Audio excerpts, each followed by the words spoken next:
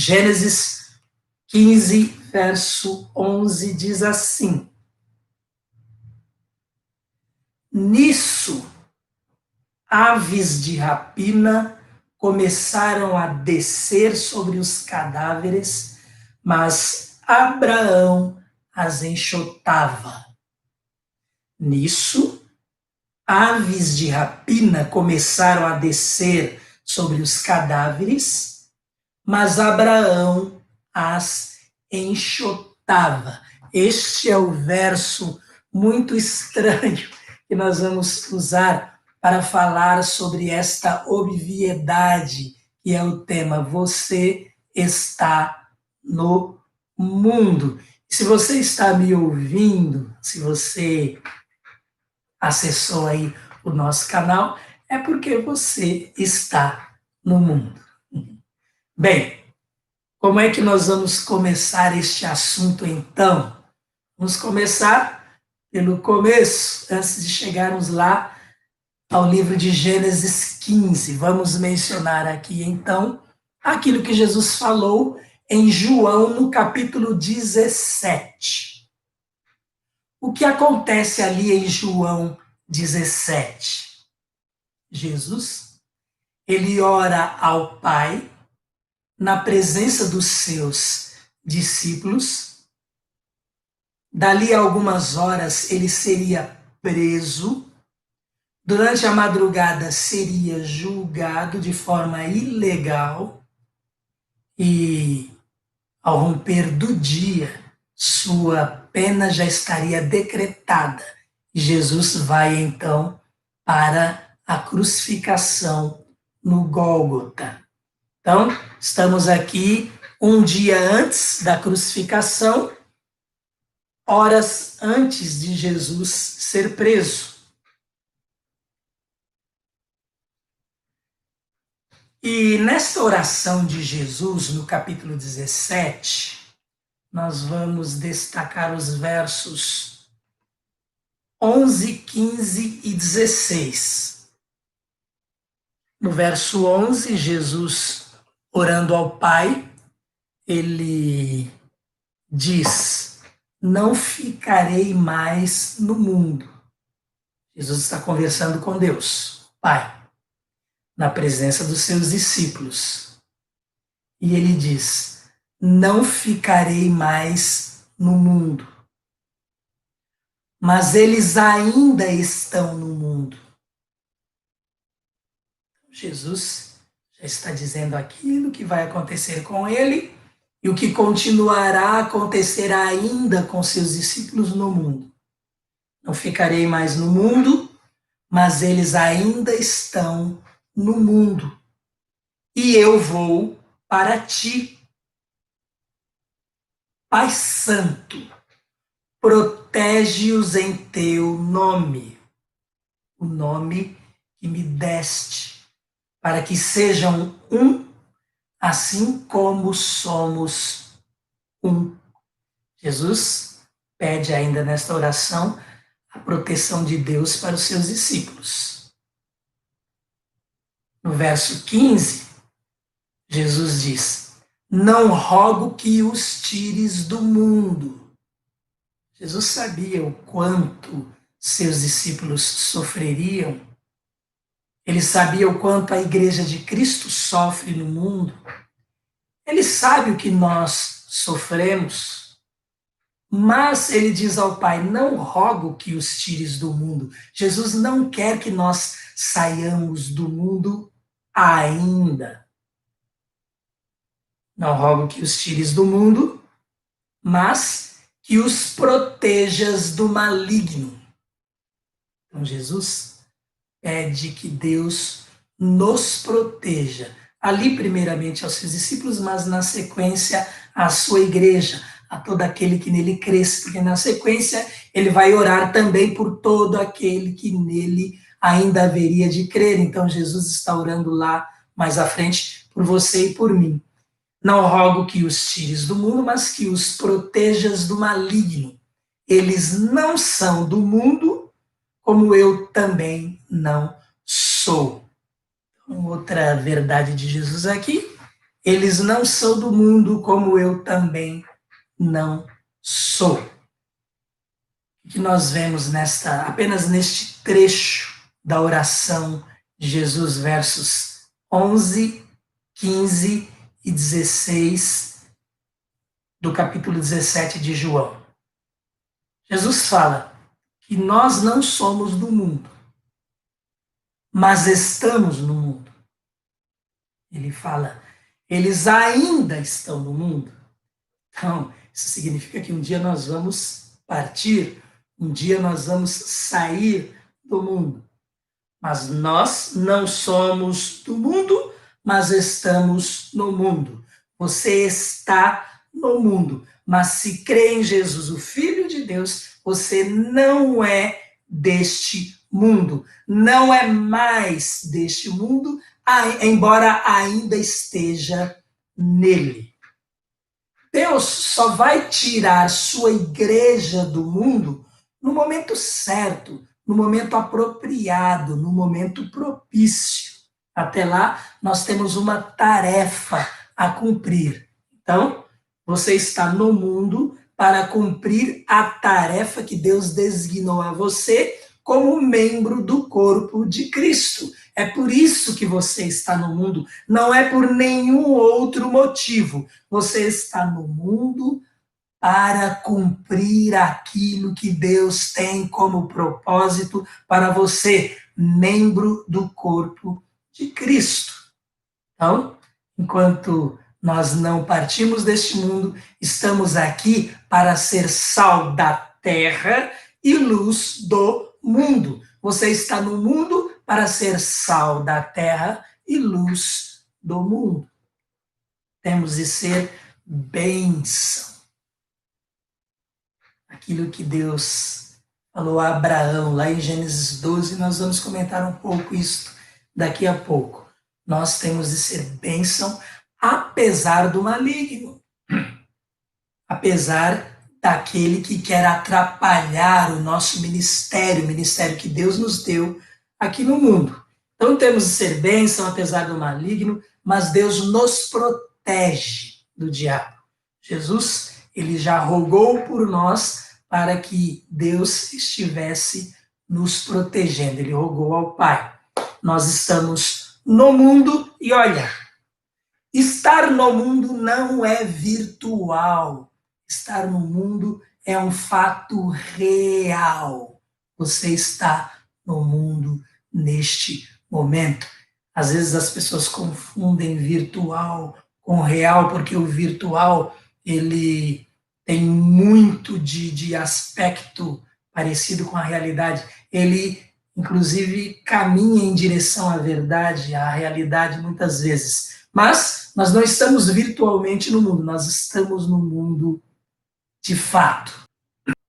Nós estamos no mundo, mas não podemos nos distrair com as coisas do mundo. Inclusive, em virtude aí do mundo virtual, elas se distraem e esquecem que estão no mundo real, não simplesmente virtual. Percebam que, por exemplo, um amigo virtual, ele pode existir ou não. É claro que por trás da virtualidade dele existe uma pessoa, mas nós não temos certeza se essa pessoa é aquela que diz seu nome a você, se você não a conheceu de fato. Então, o virtual, ele é muitas vezes nebuloso. Algumas pessoas se deixam distrair por este mundo virtual e se esquecem de que estão no mundo real. Estamos no mundo, mas não podemos nos distrair com as coisas do mundo. Isso inclui aí a própria mídia, os meios que nós temos de comunicação, se não tomarmos o devido cuidado. E podemos concluir, de acordo com a própria oração de Jesus, que o maligno vai tentar nos afastar da comunhão com Deus, ele vai tentar nos afastar da obra de Deus preparada para nós, que cremos em Jesus. Efésios 2, verso 10, fala sobre isso. Nós fomos salvos para, aqui na terra, boas obras. Estaremos na eternidade com Deus, mas enquanto estivermos aqui, nós somos salvos para boas obras a serem desempenhadas aqui. Então, percebam a importância, inclusive, do fato de estarmos no mundo ainda, ou do fato de, enquanto não tivermos partido, termos uma responsabilidade aqui no mundo. E uma das coisas que me vem à mente quando penso em nos distrair com coisas do mundo, às vezes nós nos distraímos, como eu já disse, com muitas vezes coisas normais, coisas necessárias até. Lembro-me aqui das irmãs Marta e Maria, quando Jesus foi visitá-las, lá em Lucas 10, versos 38 a 42, Lucas 10, 38 a 42, nós temos este encontro de Jesus com as duas irmãs, essa visita de Jesus à casa delas em Betânia. Enquanto Maria ficou sentada aos pés de Jesus, ouvindo o mestre falar, aprendendo, se alimentando, Marta ficou preocupada com outras coisas. Há muitos momentos para nós fazermos outras coisas, coisas úteis, coisas necessárias, mas quando nós estamos com Deus, devemos nos preocupar somente com as coisas de Deus. Aproveito este momento para, inclusive, falar também isto. Nós estamos reunidos em torno do nome de Deus. Nós estamos reunidos adorando ao nosso Deus. Nós estamos reunidos em torno da sua palavra, a Bíblia. Estamos reunidos para aprender, para crescer, para amadurecer em virtude do que temos a meditar, a aprender do nosso Deus. Não podemos nos deixar distrair por outras coisas, por úteis que sejam neste momento.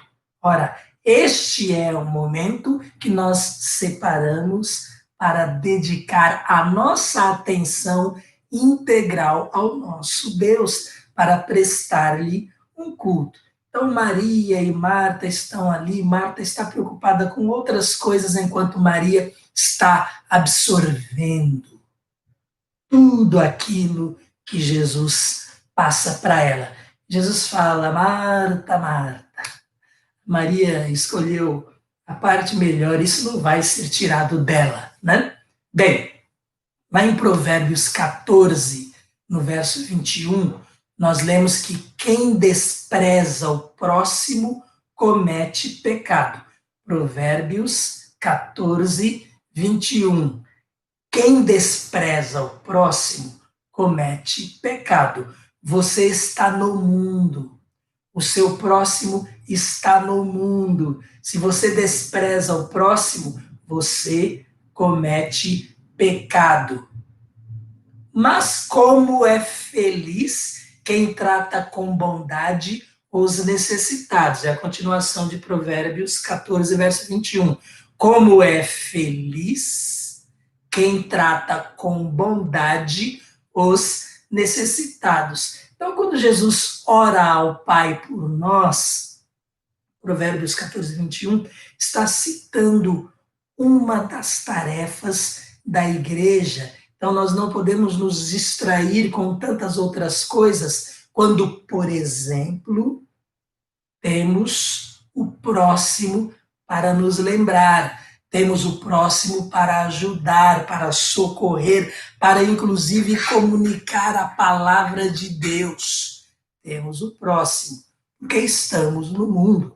Não podemos ignorar aqueles que estão à nossa volta. Precisamos conhecê-los, precisamos descobrir quais são as suas necessidades e procurar atendê-las. Faz parte do ministério de cada cristão, de cada crente em Jesus Cristo, porque nós estamos no mundo, nós ainda não fomos para o Pai. Provérbios 14, 21, na segunda parte diz: feliz quem trata com bondade os necessitados. Esta é uma das tarefas da igreja, a ação social. Não podemos ficar indiferentes às coisas que acontecem no mundo. Estamos no mundo também para amparar o necessitado. Este é apenas um exemplo para darmos acerca das coisas que devemos fazer enquanto estamos no mundo,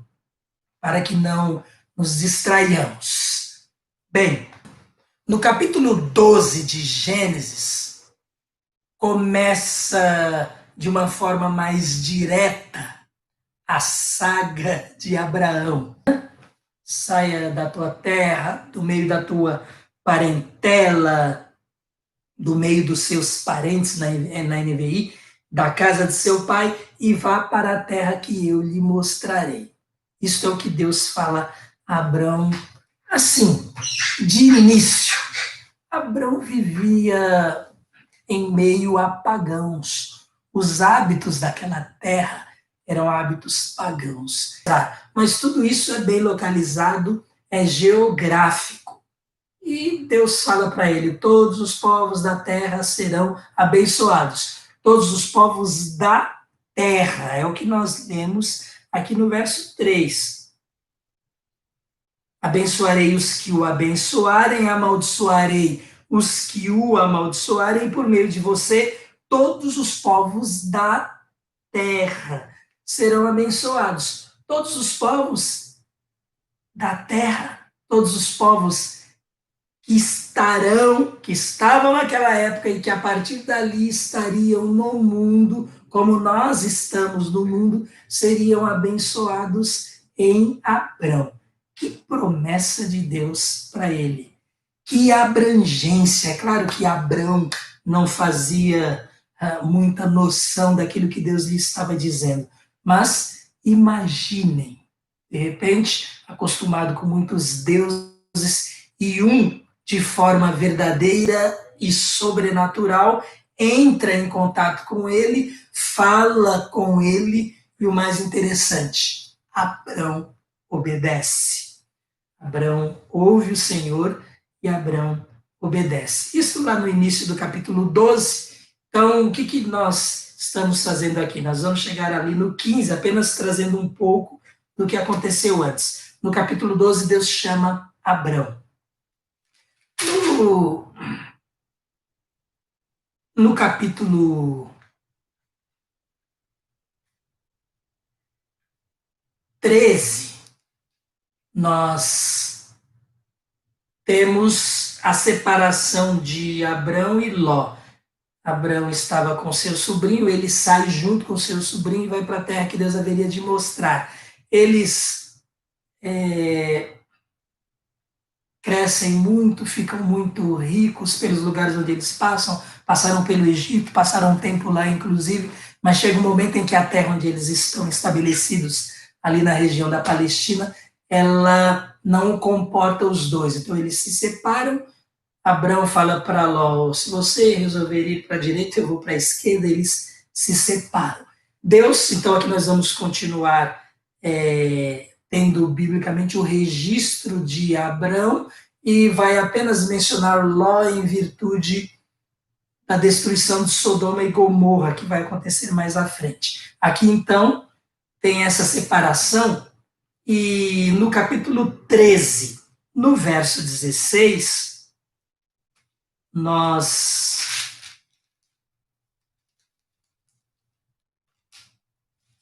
temos essa separação aí de Abrão e de Ló. E aí Deus fala para Abrão mais uma vez, né? Tornarei a sua descendência, ele fala para Abrão: tornarei a sua descendência tão numerosa como o pó da terra. Se for possível contar o pó da terra, também se poderá contar a sua descendência. Então, nós vemos aqui, isto no verso 16. Há estudiosos que, inclusive, ligam esta promessa de Deus a Abrão com a sua descendência natural, a sua descendência terrena, seus descendentes mesmo, em termos de genealogia. Porque aqui fala sobre o pó da terra, né? No capítulo 14, acontece aquela briga de 4 reis contra 5 e a cidade de Sodoma envolvida nessa guerra é levada cativa e Ló é levado juntamente com os cativos e Abrão se junta lá com seus servos, forma um exército, vai lá, resgata Ló. Então, neste capítulo 14, depois que Abrão resgata Ló, ao encontro dele com Melquisedeque, que o abençoa e ele dá o dízimo a Melquisedeque, que se apresenta como sacerdote do Deus Altíssimo. E Melquisedeque, no registro, está escrito assim: o Criador dos céus e da terra. Portanto, o Deus que Melquisedeque serve é o mesmo Deus de Abrão, é o único e verdadeiro Deus. E depois, ali, praticamente no mesmo momento, Abrão tem um encontro também com o rei de Sodoma, que fala para ele: olha, me entrega só as pessoas que você resgatou e pode ficar com tudo que você conseguiu nesta batalha. Abrão fala: eu não quero ficar com nada. Não quero que depois você diga que eu enriqueci às suas custas. Deus tinha feito uma promessa a Abrão. Não seria em virtude de qualquer bondade de qualquer outra pessoa que ele seria próspero, e sim em virtude da providência de Deus. Bem, esse é o capítulo 14, e aí nós chegamos ao capítulo 15, onde está o verso curioso que nós lemos. Gênesis 15, verso 11. Nisso, aves de rapina começaram a descer sobre os cadáveres, mas Abrão as enxotava. Vamos entender um pouquinho do que está acontecendo aqui, para que vocês saibam por que eu quero falar sobre esse verso 11. O Luiz Saião, em uma das suas pregações, ele diz que a adoração é o resultado da revelação que Deus faz de si mesmo. Adoração é o resultado da revelação que Deus faz de si mesmo. A sua adoração, a minha adoração, é o resultado da revelação que Deus faz de si mesmo a você e a mim.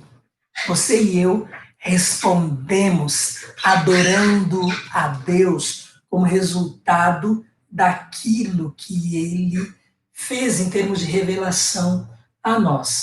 Então Deus, ele aparece a Abrão, Deus se revela a Abrão, Abrão se torna servo de Deus, Abrão caminha com Deus, Abrão adora a Deus. E neste capítulo 15, Deus mais uma vez vai procurar Abrão. Percebam como Deus, ele vem em nossa direção. Irmãos, por pequenos que sejamos, Deus vem em nossa direção. Então Deus vem, ou vai, né, em direção de Abrão. E no capítulo 15, nós lemos assim: depois dessas coisas, depois de tudo isso que eu relatei de forma muito sucinta, nós lemos aí no verso 1 do capítulo 15. Depois dessas coisas, o Senhor falou a Abrão numa visão.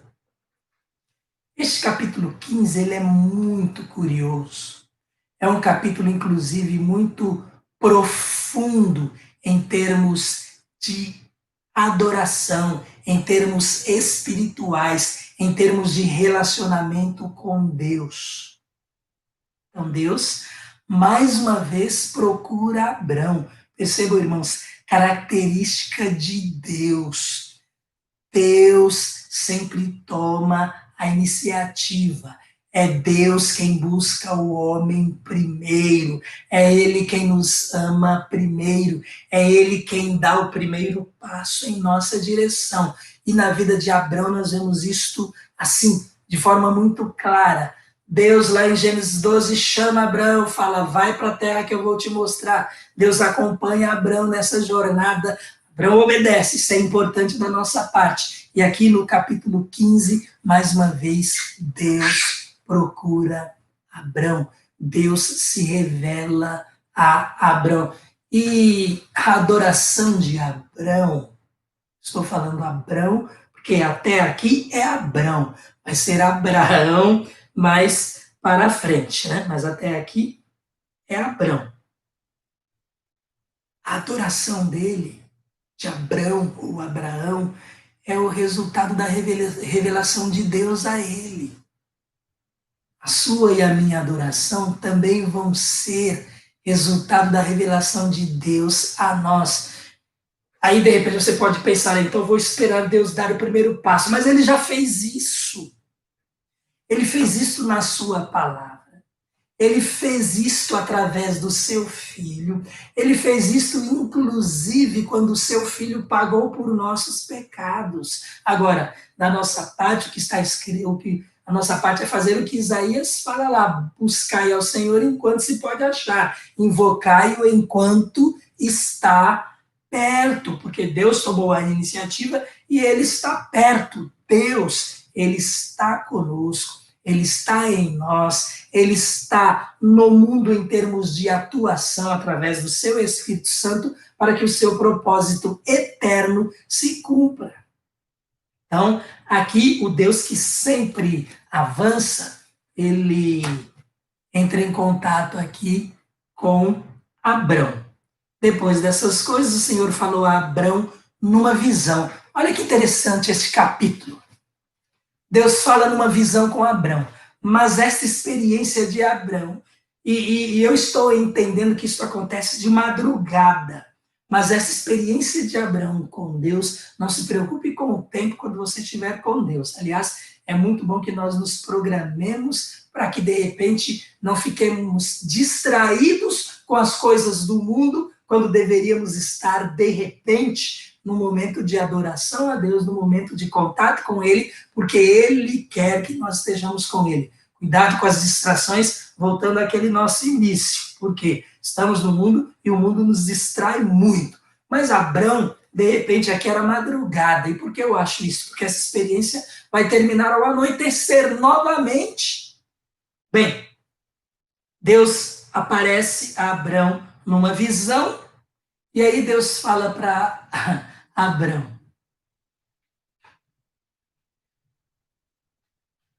não tenha medo.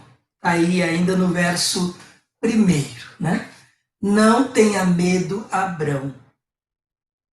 Eu sou o seu escudo, grande será a sua recompensa. Olha como Deus agora se revela a Abrão. E nós já podemos ir concluindo. Ora, se Deus falou para Abrão, não tenha medo, é porque Abrão estava com medo. Deus sabe todas as coisas. Por que ele vai falar para Abrão não tenha medo se Abrão não estivesse com medo? Imaginem Abrão falando, não senhor, eu não estou com medo. Deus sabe todas as coisas. Ele fala para Abrão, Abrão, não tenha medo, não temas. Eu sou o seu escudo. Ora, escudo serve para quê? Para nós nos protegermos. Deus é a nossa proteção. E ele ainda faz mais uma promessa que grande será a sua recompensa. Deus fala isso a Abrão numa visão.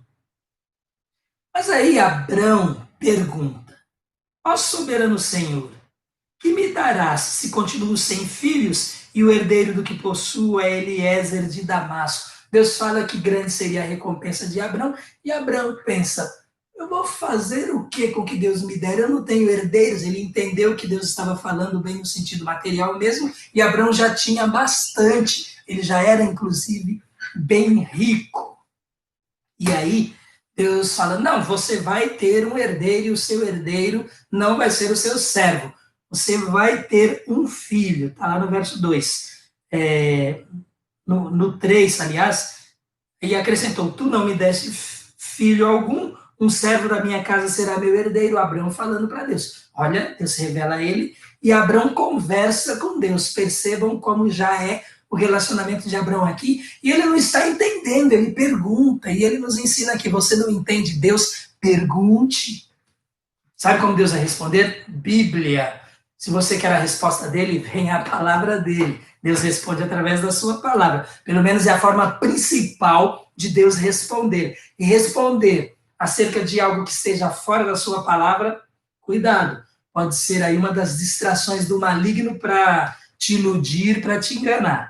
Voltando para cá, o tempo vai embora muito rápido.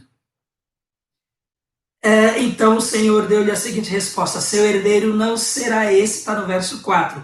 Um filho gerado por você mesmo será o seu herdeiro. Então, tá aí Deus falando para ele no verso 4. E aí o que acontece? No verso 5, lemos assim no verso 5: levando-o para fora da tenda.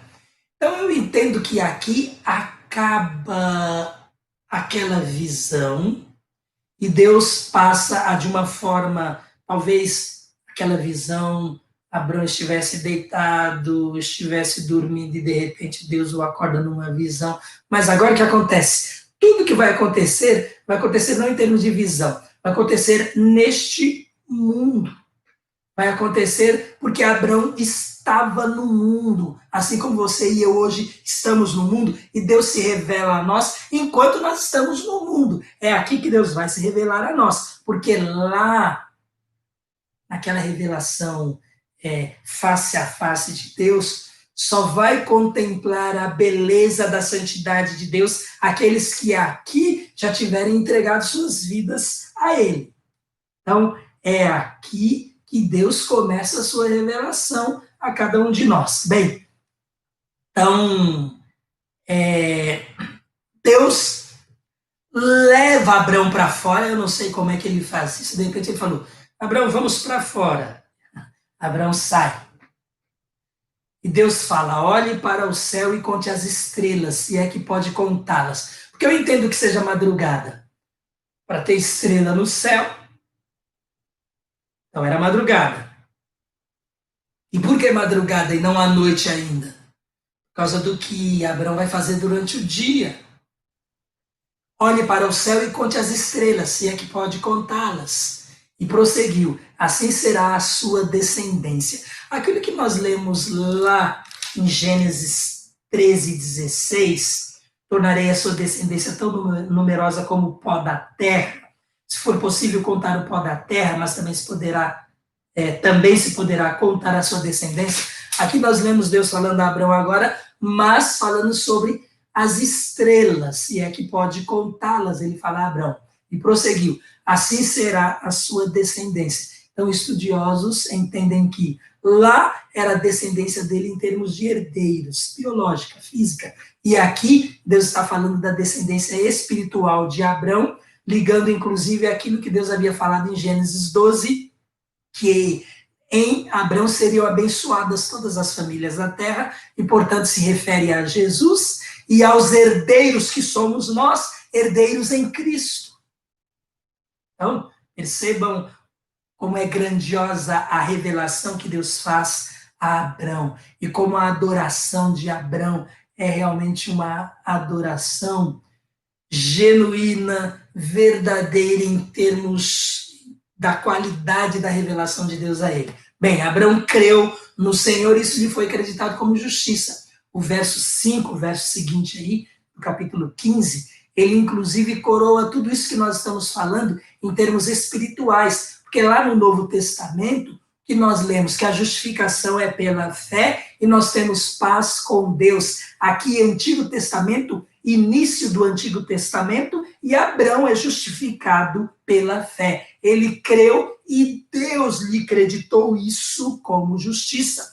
Deus o tornou justo porque Abraão creu. Irmãos, estamos falando de salvação aqui pela fé. Abraão, o pai da fé, ele é nosso pai em termos de fé. Por causa disso, somos herdeiros dele na fé e herdeiros de Cristo, o descendente de Abraão, porque é em Jesus que nós temos a eternidade. Aí no verso 8, Abraão vai falar, como posso saber que vou tomar posse da terra? Porque Deus estava falando para ele, queria dar toda aquela terra a ele, a seus descendentes, e é aí então que o capítulo continua com o que Deus vai pedir a Abrão.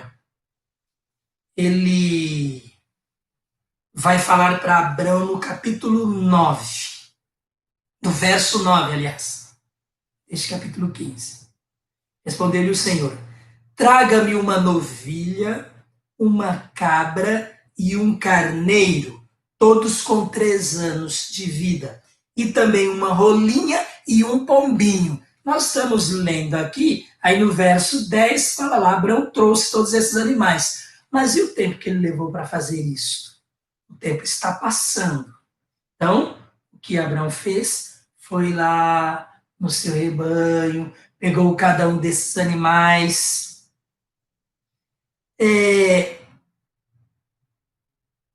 Abrão trouxe todos esses animais, cortou-os ao meio e colocou cada metade em frente à outra. As aves, porém, ele não cortou, provavelmente porque elas eram pequenas. Ele deixou um corredor entre esses animais, cortados ao meio.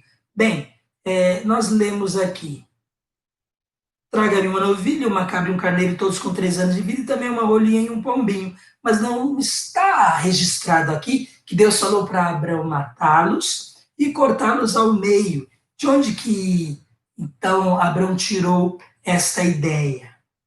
Ora, a pergunta de Abrão tinha a intenção de saber de Deus qual seria a garantia daquilo que Deus lhe estava prometendo. Era comum naquela época fazerem acordos, fazerem contratos, e uma das cerimônias que se fazia como contrato, assim como hoje nós temos um contrato assinado e as pessoas, um contrato ali redigido com as cláusulas, com as partes, com cada uma das pessoas envolvidas, e elas assinam embaixo, se comprometendo a cumprir sua parte naquele contrato, naquele acordo, naquela aliança, que é o nome ideal para o que nós estamos tendo aqui. Abraão estava acostumado, ele, naquele tempo, via as coisas acontecerem assim. Então, eles não precisam aqui explicar essas coisas que nós precisamos, porque estamos tão longe deste tipo de acontecimento. Abraão fez aquilo porque ele sabia qual era a intenção de Deus. Ali, ele queria firmar aquela aliança. Quando 2 pessoas na antiguidade faziam, e haviam vários tipos de aliança, esta é uma delas, queriam fazer uma aliança, o animal era morto, cortado ao meio, e eles passavam pelo meio dos animais, e as partes que se comprometiam naquela aliança falavam que isso aconteça a mim, se eu não cumprir a minha parte no acordo. Então, aquele sangue derramado, tudo aquilo era símbolo para fortalecer uma aliança. Então, o que nós temos aqui de forma curiosa é que Deus usa, inclusive, aquele costume que os homens tinham para garantir a Abrão que ele cumpriria a sua parte no acordo. Outra coisa interessante, como o nosso grande Deus, como o nosso tremendo Deus, simplesmente não chega para Abraão e fala: Abraão, eu falei, está acabado, não tenho que te garantir nada, eu não minto. Não, Deus, ele simplesmente concorda e propõe, inclusive, este acordo ali, bem, no nosso caso seria no papel, né? Acordo material. É uma materialização da aliança de Deus com Abraão. Então, o que Abraão faz? Ele faz isso.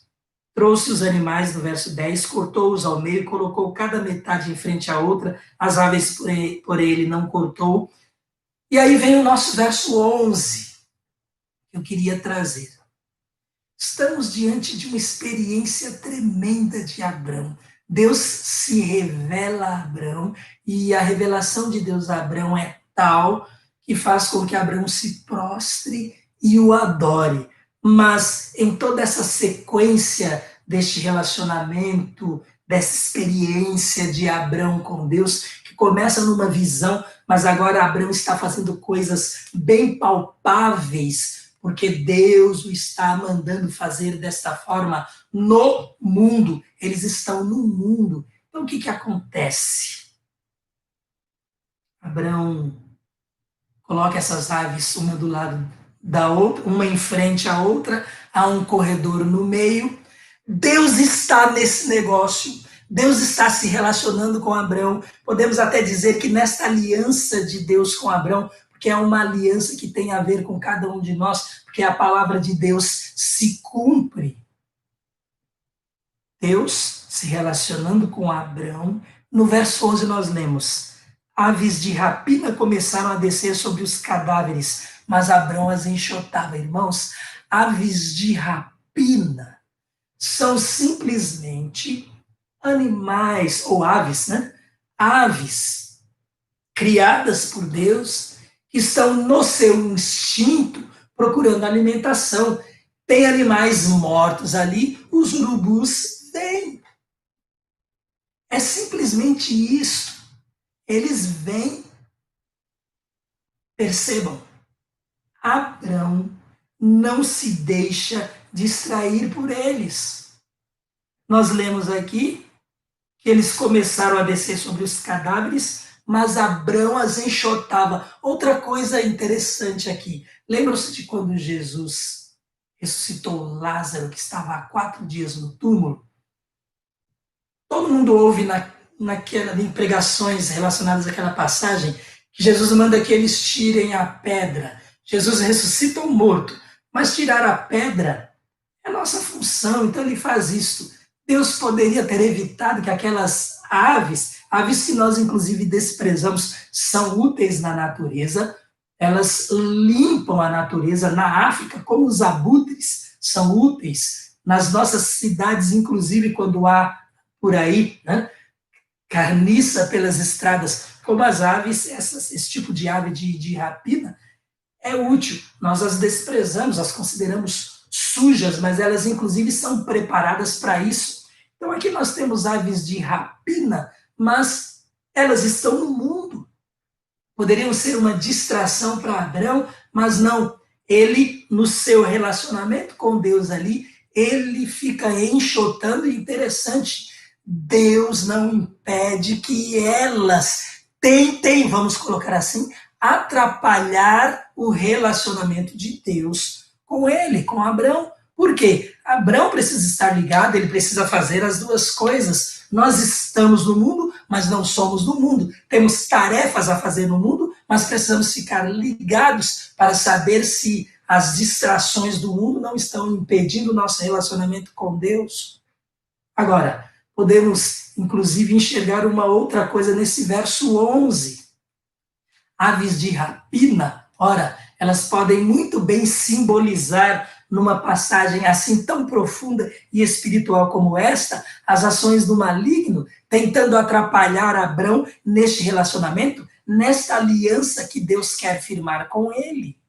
Percebam, então, como algo tão normal da natureza, algo que acontece no mundo onde nós estamos, pode ser empecilho se nós não tomarmos cuidado. Mas Abrão teve zelo, Abrão enxotou aquelas aves, e Deus, ora, Deus ficou aguardando. Era importante que um tempo passasse até que Deus assinasse aquele contrato, até que Deus colocasse sua assinatura naquela aliança, até que Deus passasse pelo corredor naquele contrato. Bem, aí na sequência, que nós vamos ler então, verso 12, ao pôr do sol, começou de madrugada, já estamos no pôr do sol aqui. Abrão foi tomado de sono profundo, e eis que vieram sobre ele trevas densas e apavorantes. Na continuação da experiência de Abrão com Deus, agora Deus vai revelar a Abrão coisas que aconteceriam dali a 400 anos. Daí, nessa revelação, o fato de nós lermos nesse sono profundo de Abrão, virem trevas densas e apavorantes. Provavelmente, possivelmente, Abrão sentia toda aquela opressão que o povo de Israel sentiria lá na frente. Escravos no Egito, sofrendo. Deus revela tudo isto a Abrão. E aí Deus vai falar mesmo a ele. Agora, Abrão num sono profundo. Deus vai falar para ele as coisas que aconteceriam com aquele povo, com a sua descendência, que seriam estrangeiros, mas que voltariam mais à frente. Nós não vamos falar de todo este contexto aqui. nosso tempo ele já está bem avançado em relação a isto. Mas Deus fala a Abrão o que iria acontecer. Ele fala que na quarta geração, está lá no verso 16, os descendentes dele voltariam para ali, para aquele lugar onde Abrão estava, para aquela terra, porque a maldade dos amorreus que habitavam naquela terra ainda não tinham atingido, é quando atingiriam a medida completa de Deus. Aqui ainda não tinham atingido. Que Deus paciente vai esperar 400 anos para castigar os povos da terra, que sabiam quem ele é, mas não queriam segui-lo.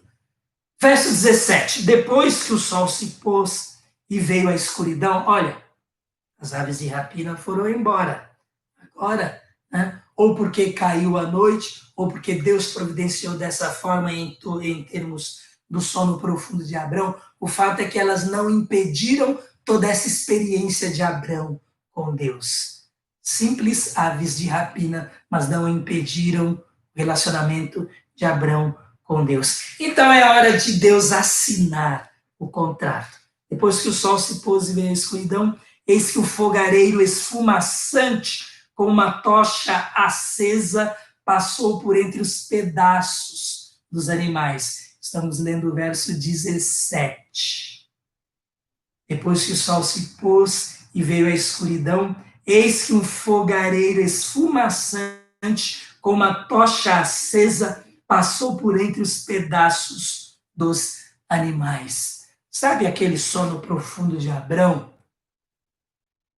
Aqui, podem ter certeza, ele está desperto para presenciar a assinatura de Deus naquele acordo, naquela aliança. Deus coloca a sua assinatura em termos de fogo. Ele consumiu aqueles animais. Então, Abrão, ele vê a assinatura de Deus, ele tem esta experiência tão grande com Deus. No verso 18 nós lemos, naquele dia o Senhor fez a seguinte aliança com Abrão, aos seus descendentes, dei esta terra, desde o ribeiro do Eufrates até o grande rio Eufrates. Então Deus, ele confirma aquilo que Abrão queria, a confirmação de Deus nesta experiência. E o verso 11 que eu queria era exatamente ressaltar isto. Um verso tão estranho, irmãos. Por que Deus permitiu isto? Porque Ele permite coisas acontecerem. Ele permite que alguns detalhes aconteçam e que são da nossa responsabilidade tomar a providência, resolver e não simplesmente ficarmos esperando em Deus. Ele vai fazer o que for da parte dele, ele não vai fazer a nossa parte. Então, nós que fiquemos ligados, porque nós estamos no mundo e coisas naturais acontecem no mundo e elas não podem nos distrair, mas nós estamos no mundo e coisas espirituais, a nossa batalha, ela não é contra carne e sangue, nossa batalha, ela também é espiritual. Então, apesar de coisas naturais acontecerem, coisas espirituais também acontecem. E nós precisamos ter o discernimento de Deus para identificar quando nós precisamos tomar alguma providência ou quando devemos colocar aquilo nas mãos de Deus, a fim de que Ele garanta esta nossa comunhão com Ele, a obra que nós temos de fazer para Ele. Bem, então nós vimos aqui a materialização da aliança, nós vimos que Deus cumpriu a sua parte na aliança e, ora, este é um tipo de aliança em que praticamente tudo ficou por conta de Deus. Ele tomou a iniciativa, ele fez a promessa, ele cumpriu a promessa, tanto a Abrão como a cada um de nós, seus descendentes. Ele trouxe Jesus, Jesus pagou o preço por nós, Jesus nos perdoou, Jesus nos justificou, Jesus nos salvou. Nossa parte, crer no Senhor Jesus e a partir daí, ora, desenvolver, trabalhar na obra de Deus, fazer aquilo que Ele já deixou preparado para que nós fizéssemos. Então você está no mundo, você não vai se livrar das aflições do mundo, mas você precisa ficar esperto, precisa estar em conexão com Deus, é conexão espiritual, para não se distrair com as coisas do mundo, numa época em que nós temos tantos problemas, né? Tantas aflições, tanta gente querendo atrapalhar a nossa comunhão com Deus. Lá em Provérbios 14, no verso 32, nós lemos que quando chega a calamidade, os ímpios são derrubados. Os justos, porém, até em face da morte, encontram refúgio. O que isso significa, irmãos? Ora, na calamidade os ímpios são derrubados, mas nós não. Nós temos refúgio em Deus, nós somos fortalecidos, nós permanecemos em pé. Deus, Ele é o Deus que nos dá vida, e é o Deus que nos dá vida eterna também. Ele é nosso Deus, inclusive na morte, porque a morte é simplesmente a transição desta vida para a vida eterna. Alguns dos nossos irmãos perderam familiares nesta semana. A irmã Fátima, por exemplo, ela perdeu o seu cunhado. Devemos orar pela família, para que Deus esteja consolando aqueles corações. A irmã Leonor também perdeu o seu cunhado, o José também, né? Os dois têm o mesmo nome. Irmão da irmã Anita Silva, conhecida ali dos irmãos de Ponte Grande também. Então, mesmo a morte nos assola, mas nós somos vencedores por Cristo Jesus, e a morte ela será derrotada, porque nós vamos ressuscitar aqueles que partiram para a eternidade, aqueles vão voltar, vão ressuscitar, e a igreja, juntamente com os vivos que serão transformados, a igreja vai ser arrebatada. A palavra que nós tínhamos para hoje é esta: você está no mundo, abra o olho, não se deixe influenciar pelas coisas do mundo, não se deixe distrair. Deus tem um propósito para a sua vida, Deus tem um papel para você cumprir, Deus tem uma obra através de você. Não ignore a obra que Deus tem para você. Amém? Que Deus a todos abençoe.